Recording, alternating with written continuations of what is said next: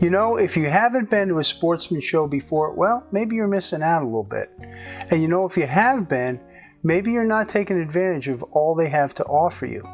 So today I'm going to be sharing with you my tips and my tricks for attending a Sportsman show.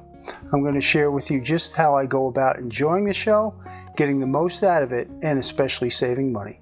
So stick with me.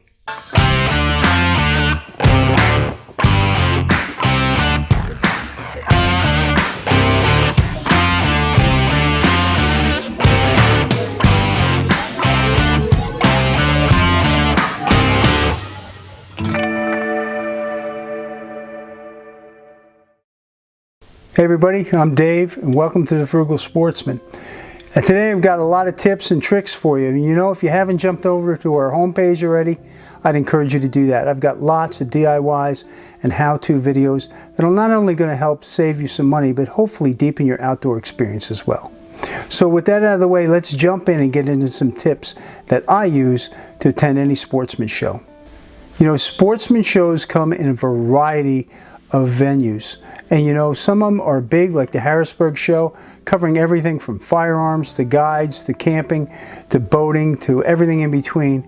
Or you have your specialty shows like, say, the Saltwater Expo or the Fly Fishing Show in Edison, New Jersey.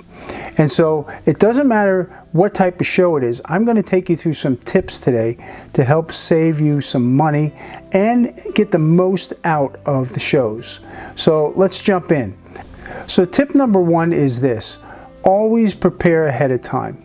And what I mean by that is if you're looking especially to make purchases at a show, which can save you a considerable amount of money, then I encourage you to do some inventory. You know, think about the things that you put away last year that you said to yourself, oh, I need to pick one of those up, or I need to, you know, upgrade this, or I'm running out of that. And so make a list. You know, I went to the fly fishing show about a week and a half ago, so I made myself a detailed list of all the stuff that I was missing, or all the specialized flies I was looking to tie in the coming future. And so I put together that list so that I could go over at the show and I didn't forget anything. So just take a day or even an evening and just go through some of the stuff you think you're going to be needing. Maybe you're looking at the opportunity to purchase a new tree stand. At a show, you get the opportunity to try them all out. Or, you know, maybe it's the fact that, you know, you need some fly tying supplies or arrow building supplies or things like that. Jot them down on a list and then you can go over them. That's number one. Number two is this: don't make your purchases at the beginning of the show. No matter how big or small the show is, take time to walk through everything. When I was at the fly fishing show a couple of weeks ago, I had the opportunity to look through every booth, and every booth that had fly tying materials, I stopped in. I looked at the different prices compared to the things on my list, and then I made my purchase at the end of the show before I was ready to leave. Now, why would I do that? Well, for a couple of reasons. First off, it gives me the opportunity to look at everything and compare all the prices so I get the best price for what I'm after. The second thing is I'm not carrying that stuff with me all day long. You know, especially if you're buying something like a rod or a tree stand or something, you don't want to be lugging that throughout the show all day. So what you do is get the best price on things and then make your purchases right before you head for the car. The next tip is this: always take a backpack with you. Now, it doesn't have to be a huge one. You're not climbing Everest, but just something like a day pack. And the reason for that is you want to be able to carry your lunch with you. You know, vendors at the show that sell food are very expensive. So why not either pack some sandwiches or stop, you know, at the deli and get something that you're used to eating. You know, take a thermos with you, bottled water, some snacks, and you're good for the whole day, and you can get by reasonably cheap. You know, if you try and buy stuff, you know, like a hot dog or pretzel or something, you're going to pay a lot for it. So this way it helps save you money that you can put into other things that you were looking to buy at the show. The other reason for carrying a backpack is it keeps your hands free. You know, you're always picking up catalogs and pamphlets and things like that. And so this way you can put them in the backpack, you're not putting them under your arm, laying them on the vendor's desk or something like that. And you can pick things up and look through them. You know, maybe you're looking at a gun, or you're looking at, you know, arrows or something. You can actually feel them, and you're not fumbling around. You get the full experience of what's going on with them. And the other reason for carrying a backpack is to carry your things that you've purchased. So at the end of the day, when you've done, you just throw everything in the backpack. And that way your hands are free. It's easier for you to carry.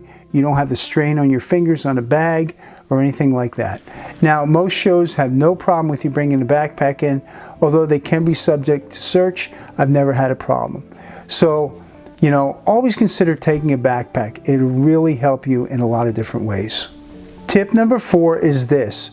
Always take some time to go to some of the seminars. You will learn a lot.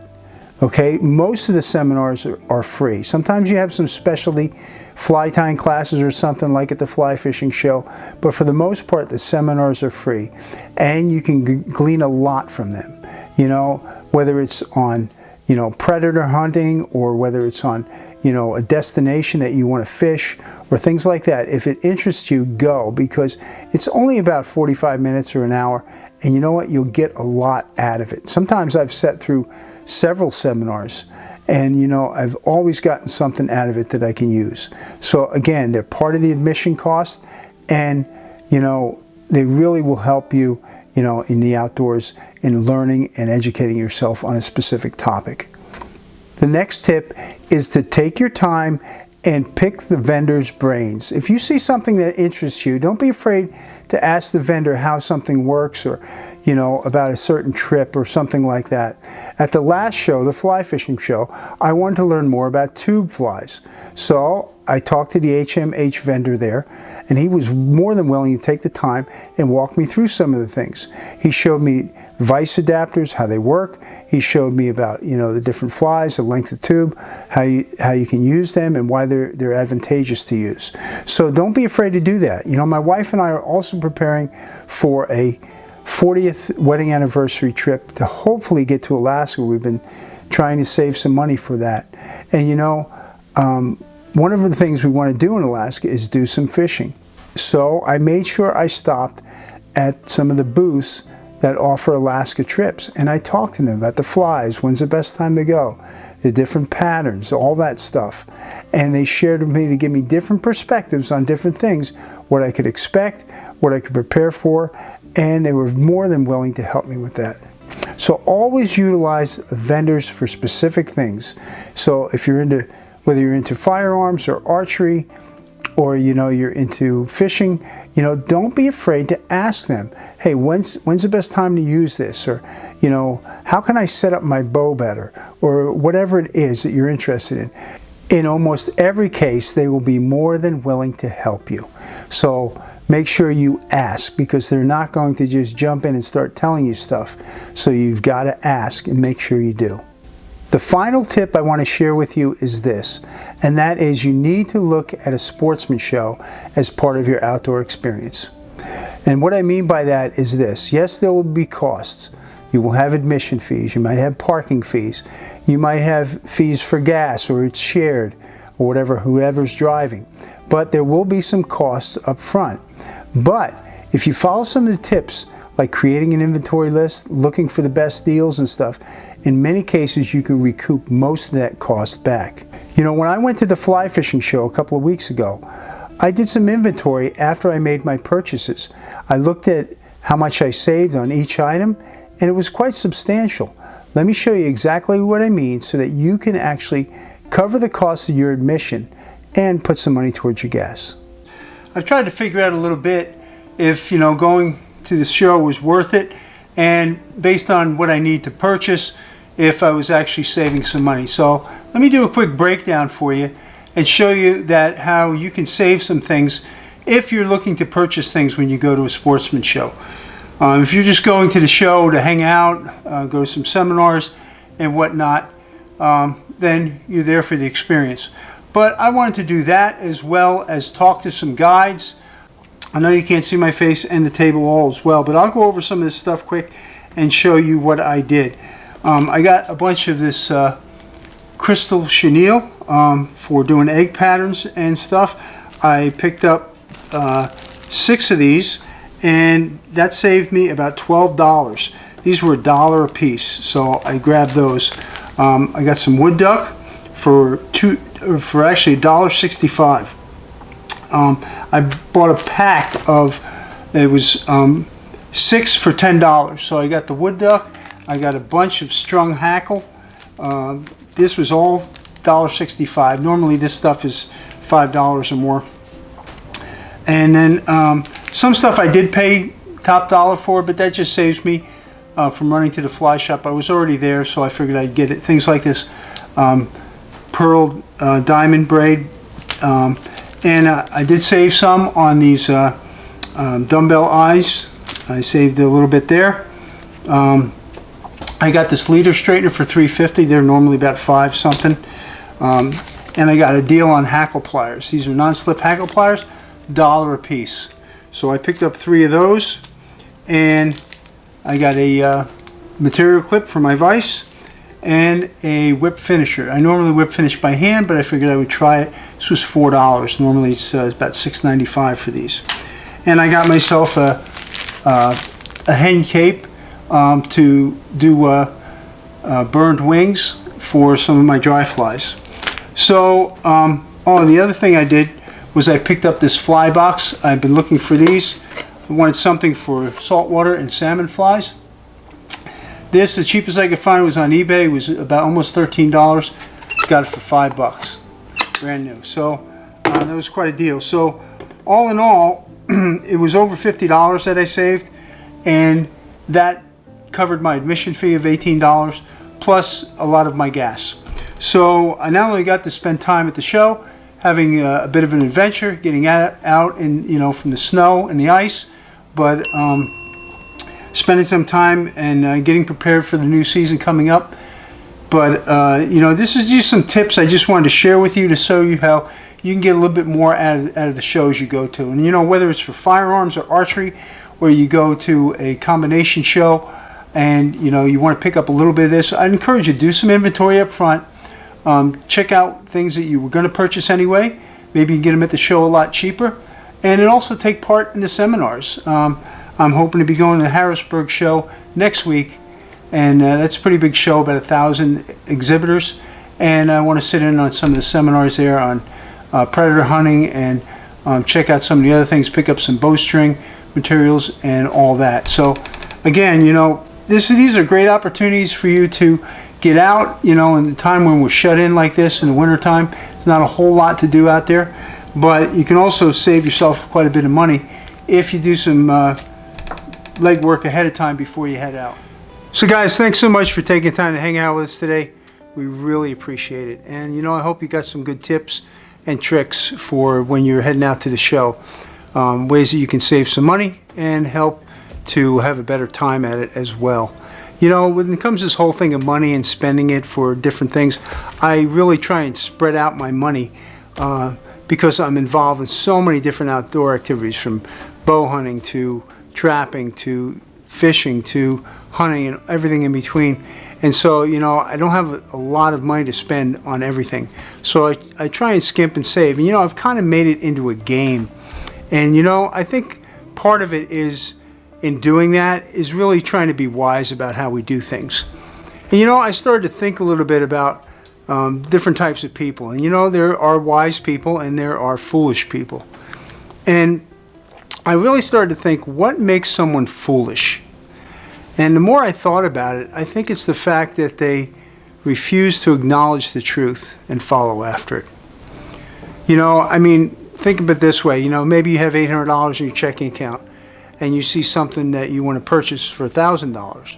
Now you don't have the money, but you foolishly go ahead and write a check anyway, and then what happens? You wind up paying a $50 return check fee. The bank charges you on top of it, and so now you're $75 or $100 in the hole from where you started, and you still didn't get the object. That was foolish. You just ignored the truth about what was in your checking account and went ahead and did whatever you felt in your heart you wanted to do. And that's where I think a lot of us foolishly make mistakes, and that is by following our heart instead of what God has for us. It's really the fact that God isn't here to spoil our fun. It's the fact that He's here to show us the best way to live. You know, I've lived on both sides of the fence. I lived my life before I knew Christ, and I live my life now after, and I can tell you there's no comparison. You know, the fact of that I have so much peace in my life right now because I trust a God that knows the future, that I can put my faith in to not only save me from my sins, but also to take care of me on a daily basis. I remember when I was sick with cancer. I was pretty much bedridden for a year and a half. I could hardly walk without collapsing. I mean, I was a skeleton. I was 143 pounds, and I was pretty much on death's door for quite a while. And you know, through all of that, through having my business, losing my business because of it, the fact that I had no way of making income, not even know if I was going to survive, I had a tremendous amount of peace. And the reason for that was because I knew God was going to take care of me. I knew from the very time I was told I had cancer, I went before God and said, God, what do you want me to do with this? I didn't say, why me, and blame him, and because I knew who he was. And you know, if you don't know who Jesus Christ is, if you don't know the power of God in your life, then you know, I would really encourage you to become wise and seek after the truth about him. You know, the truth is that God loves you more than you could ever know. The truth is that he wants so much to have a relationship with you. And you know, it's as simple as coming to him with a broken and contrite heart, acknowledging your sin and putting your faith in him so that you can have your sins forgiven and live for all eternity in him. But not only that, how you can have peace in your life starting right now, right here today. You know, God is bigger than your biggest problem. He's richer than your biggest debt, and he can pay all of it off. And what I mean by that is not the financial part of it. I'm talking about the debt of our sin, the brokenness that have been caused by other people and by ourselves. He can reestablish all of that in our life if we're willing to come to him and follow after him. And you know, if you're not sure how to do that, you know, I've written a free book. It's called Growing Deep. It's in the description below. But it will not only share with you a little bit about my life, it will walk you through the scriptures and how you can have that forgiving relationship with God, how you can be restored back to the person he wanted you to be, and how you can walk with him from this point forward and have your sins forgiven. So again, it's called Growing Deep. It doesn't require your email or anything else to capture, but it's there for you to just click on it and read it. And you know, it will show you and guide you in what the Bible teaches, and it will share the truth with you about who we are, but more importantly about who God is. And so I really encourage you to do that. And also down there are other books I've written, including one on my cancer journey. So maybe you're going through that same journey right now and struggling, or maybe you know a loved one who is as well. I'd encourage you to click on that book. It's called To the Brink and Back Again. And it shares with you my journey and my struggle with cancer, but more importantly, how God healed me physically and spiritually, and how I developed a relationship with him that was so deep, and all because of that pain and that suffering that I went through. And so I encourage you to check that book out as well. Guys, thank you, as always, for all you do, for your subscriptions, for comments, for your thumbs up. They really mean a lot. And so I really appreciate all you do to help grow our channel. So until the next one, please remember, as always, that God does love you more than you could ever know. And his arms are always open wide. So until the next video, don't forget to get outdoors, and God bless.